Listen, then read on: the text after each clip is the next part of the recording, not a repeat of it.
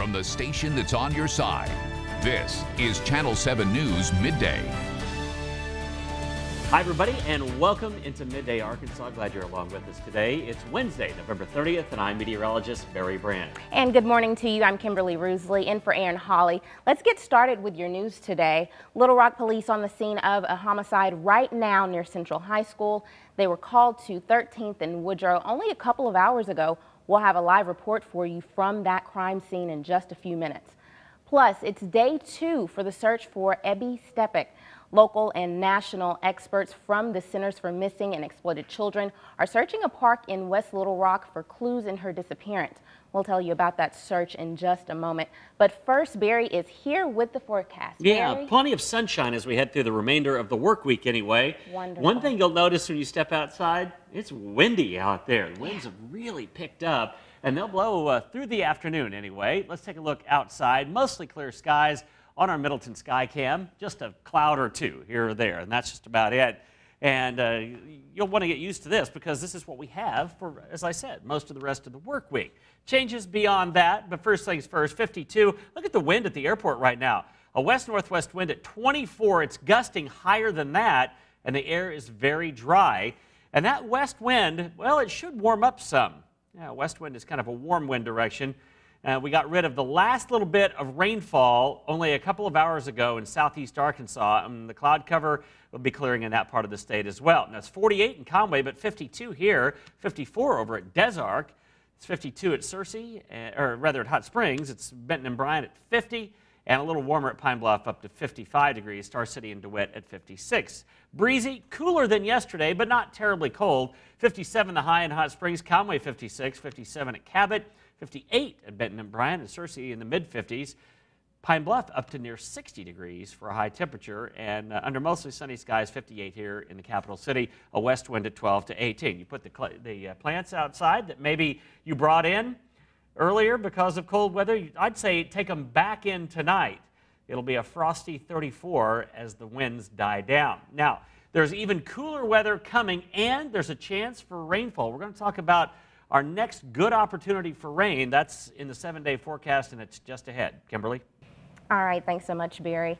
Happening right now, Little Rock police investigating yet another homicide, this one near Central High School. Channel 7's Alicia Dover is standing by near 13th and Woodrow, where police were called within the past 2 hours. Alicia, what can you tell us so far? Well, police are still working on the scene right now. Let me give you a look at investigators right now still here at this store, and being that it's a convenience store, police initially probably thought that this could have been some type of robbery, but now I'm being told that that is probably not the case. I'm joined by Lieutenant Steve McClanahan, and why is the reason kind of not to believe that it's not a robbery today? We had calls come in from 911 saying that there was some kind of altercation that started here on the parking lot of the business. We had a report that 6 black males were seen running from the business after the shooting occurred. So we know that it started here on the parking lot because we have shell casings. Our victim ran inside the business, and that's where he was shot multiple times. And understand that that victim did die. Do they know who this person is yet?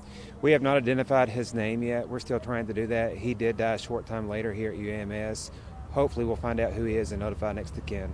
I know I talked to a woman who saw a couple of men running away from the scene. How helpful are people being, and are there a lot of witnesses to this? We do have several witnesses. Again, sometimes in this area people aren't that cooperative, so what we're encouraging people to do, even if it's small, you can remain anonymous. Please help us solve this crime. We can't do it by ourselves. So if you know something, we are encouraging people to call Major Crimes at 371-4660. Steve McClanahan, thank you so much for being with us today, and we'll be sure to update you on social media as any details become available, but for now we're going to go ahead and send it back to you. All right, thank you, Alicia, and we'll look forward to hearing more tonight at 5 and 6. This morning marks day 2 of a 3-day search for a missing Little Rock teenager, Ebby Stepek, at a local park. Police will be looking for Ebby at Shalamont Park again today. She was last seen in October of 2015, and her car was found in that park just a few days after she went missing.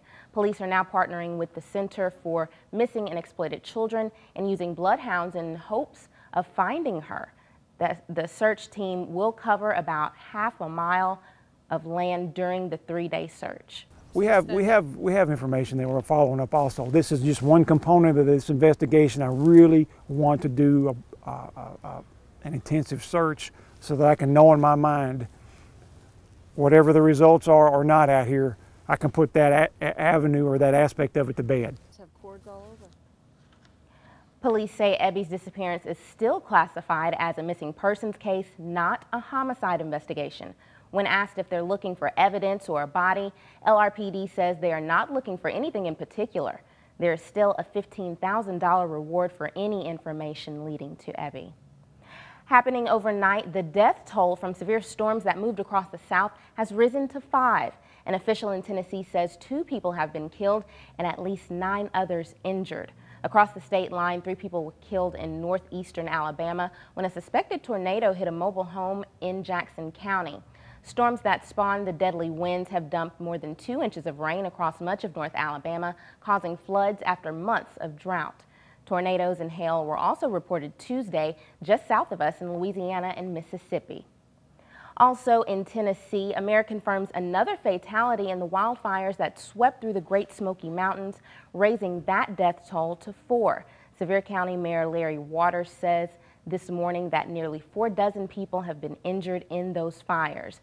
Meanwhile, in Gatlinburg, which was hit hard by the fires, Mayor Mike Warner is promising to pull together and rebuild what was destroyed. Warner lost his own home as strong winds fed wildfires in the area Monday night. Some 150 buildings were destroyed.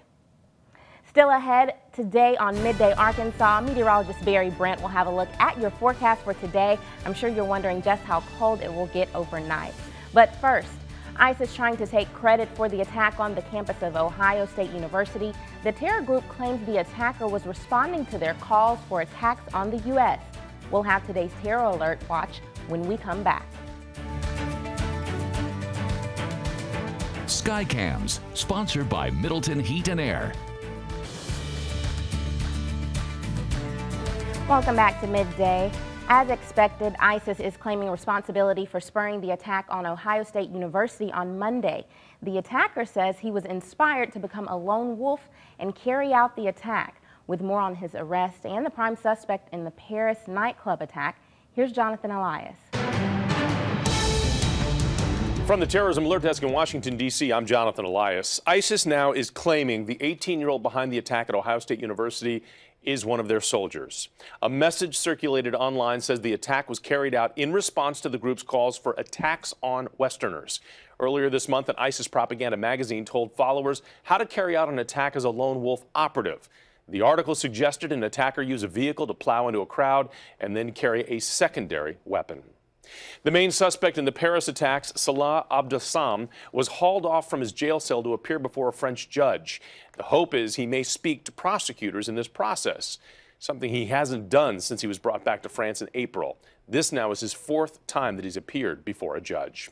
And in India, at least 7 people are dead, more injured in an attack on an army base. Armed militants stormed that base just before dawn, shooting at the soldiers. But the soldiers fought back, killing the attackers. From the Terrorism Alert Desk in Washington, D.C., I'm Jonathan Elias. After the break, Barry says we've got some colder temperatures coming soon. He'll tell you when you can pull out those heavy coats. Stick with us. Team with the most experience. This is Channel 7 meteorologist Barry Brandt. Kind of rough and tumble yesterday as we had storms moving through, but there's drier air now filtering in. The rain's gone. Let's take a look at our 5 live Doppler radars with the satellite picture, the cloud cover picture on top of it. And you can see the last remnant of rain just left Chico County about 25 minutes ago. And there it is off to the southeast. And mostly clear skies will filter in behind it. And I say filter in, it'll be breezy today, but plenty of sunshine really for the rest of the week with near normal highs. And then an unsettled weekend headed our way. Plenty of rainfall, at least from time to time, and we're going to get more specific on that. But the rain chance is pretty good on Saturday. Sunday, they stand at a little bit less, and look how cool each of those days, upper 40s to near 50 degrees. Friday looking pretty good, and really tomorrow and Friday looking pretty good, and today too, as we head up to the upper 50s for highs. A west wind sometimes will warm things up. It's a warm wind direction here, and we'll certainly have a strong west wind. Then cooling down tonight pretty rapidly with dry air. We'll head down to the low to mid 30s. So as the wind dies, I think by tomorrow morning there could be some frost around. In fact, I think there will be some frost around, just something to keep in mind. The frontal boundary is off to the east. The heavy storms are from Atlanta back into southwestern Alabama, and there's snow up in the northern plains rotating as far south as Nebraska and Iowa, and that's where the cold air is. This isn't terribly cold air back behind the frontal boundary that went through. It's just drier air and takes us back to more seasonal levels. There's our Middleton Skycam looking past Pinnacle Mountain and on up toward Mayflower and Conway off in the distance there. At Little Rock, 52 degrees, a west-northwest wind at 24 miles an hour. The dew point is low. It's down in the 20s. That's just dry air. The lower that dew point number, the drier it is. That's an easy way to get your humidity. 42 at Fayetteville right now, but 52 here, and a little bit warmer at Pine Bluff and Monticello at 55. Wind speeds, these are the average over the last hour. 24 here, Stuttgart 22, and look at the wind gusts. Almost 30 miles per hour right down the Arkansas River Valley from Fort Smith and Russellville all the way down to Little Rock. That seems to be the area with the strongest winds. Here's our Futurecast model that shows really nothing going on today, tonight, tomorrow through the day as well. And I'm going to take you on into Friday. And then Friday, late in the day, you'll see cloud cover to start to come in. And then we start to see rain chances in on Saturday. And that rain will increase during the day Saturday. I know there's some state championship football going on. It could be wet by the afternoon and evening. 58 today, our high. Mostly sunny and breezy. A west wind 12 to 18, but gusting higher than that. 34, our overnight low tonight. Bring those plants in that you want to save. And then for the next few days, nice. But over the weekend, a rain chance. Sunday, another rain chance. Then it gets a little foggier. A lot of the models are really off on their timing of rainfall Monday and Tuesday. One will say one thing, one the other. So stay with us. We're going to get more definitive as we get closer and closer. And in fact, at 5 o'clock today, brand new model information on what will be an unsettled pattern from the weekend and beyond. Kimberly? All right, thanks, Barry. We'll look forward to that sunshine this week. Coming up next, it's billed as Arkansas's premier comic convention. Comic Conway is coming up this weekend. Stay with us to find out how you can attend.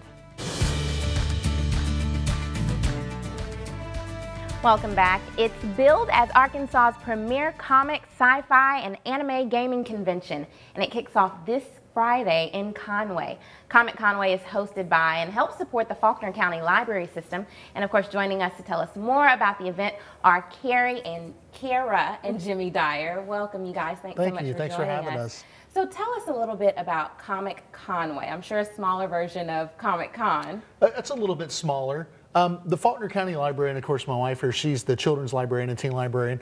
We wanted to make an effort to try to promote literacy within the library.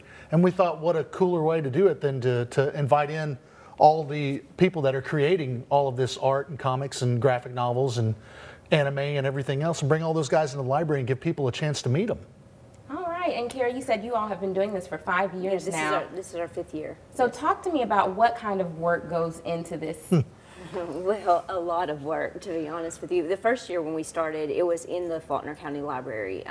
We started out really small. We had, I think, 12, 13 guests and maybe 30 vendors. And that year we brought in close to 17,000 people, or 1,700 people, just to that year's show. Then from there it just exploded, and we moved to the Expo Center last year. So now it's dealing with more vendors, more guests, more a different setting was really probably the biggest challenge last year, and it's still a big challenge this year because we're not used to the layout, and we're having to change the layout again this year from last year because we've grown so much. Yeah, a lot of work goes into that. Growing with your event. Yes, it does. As you get more people. Yes, it does. And so talk to me about what someone can expect. Someone who's never been to a Comic Con, if they come to Comic Conway, what can they expect? Well, what I've been saying is you come in not a geek, you leave being a geek, I promise. You can. Lots of costumes, lots of superheroes, a chance to do something that not a lot of people do, which is meet the people that make these comic books, that create them, that draw them, that write them, that edit them. It's an opportunity to really just sit down and pick their brain, and your chance to meet them and find out how these people really are, how great they are. Mm-hmm.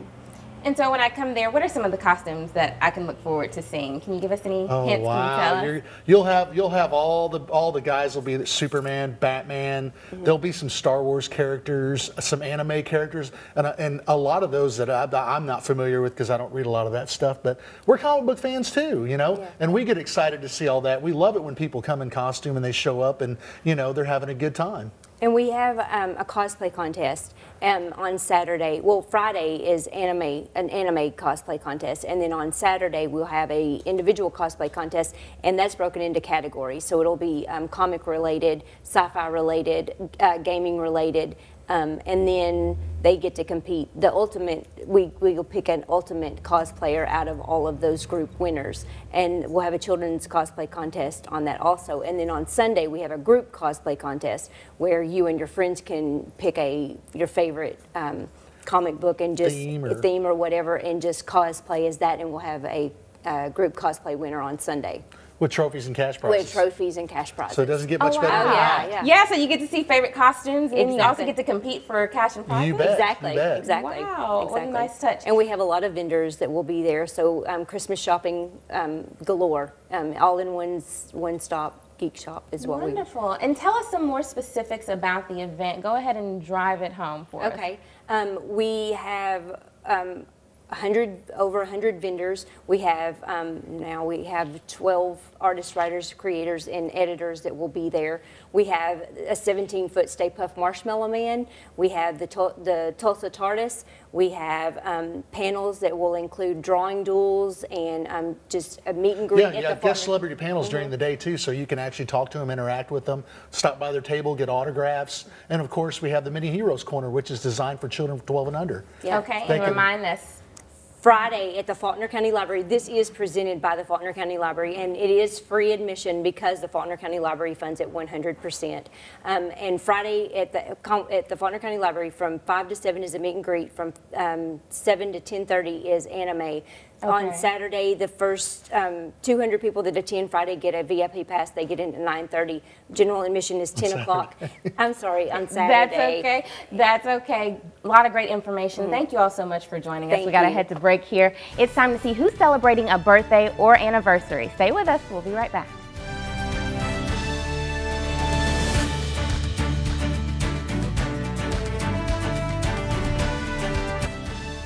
And sunshine for the rest of the work week. Rain chances come in over the weekend and early next week. More on that today at 5.